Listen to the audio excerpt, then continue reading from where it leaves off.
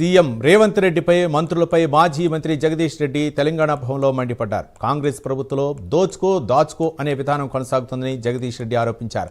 CM మంత్రుల మధ్య పంపకాల గొడవ జరుగుతోందని ఫైర్ అయ్యారు. కొండా సురేఖ కుమార్తె ఏకంగా సీఎం రేవంత్ రెడ్డి రెవెన్యూ మంత్రిపైనే ఆరోపణ చేశారని జగదీష్ రెడ్డి విమర్శించారు. నిమిషం ప్రజల కొరకు ఆలోచించిన సందర్భం ఉందా? ముఖ్యమంత్రి మంత్రులు ఎక్కడైనా ఒక ఇచ్చిన హామీ గురించి ఆత్మవిమర్శ చేసుకునే సందర్భం ఉందా? ఒకటి దొంగలు కలుసుకొని ఊర్లు పంచుకున్న పద్ధతి కనబడుతుంది. ఇక్కడ ఊర్లు కాదు, దొంగలు కలుసుకొని మూటలు పంచుకుంటున్నారు. ఇది కనబడుతుంది మనకు.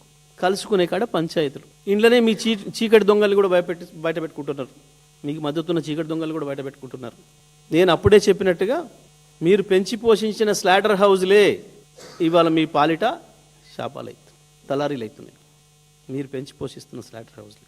ఇప్పుడు నేను మాట్లాడిన మాటలు, నేను చేసిన ఆరోపణలు, నేను చూపించిన నిజాలు, ఇవి గత 6 నెలలుగా తెలంగాణ ప్రజలు, తెలుగు ప్రజలందరి దృష్టిలో ఉన్నాయి. మొత్తం కూడా ప్రతి మంత్రి భాగవతం ప్రజలు చర్చ చేసుకుంటున్నారు. జిల్లా స్థాయిలో వాళ్ళు ఉన్నారు, జిల్లా స్థాయిలో, రాష్ట్ర స్థాయిలో మీ అన్ని భాగవతాలు.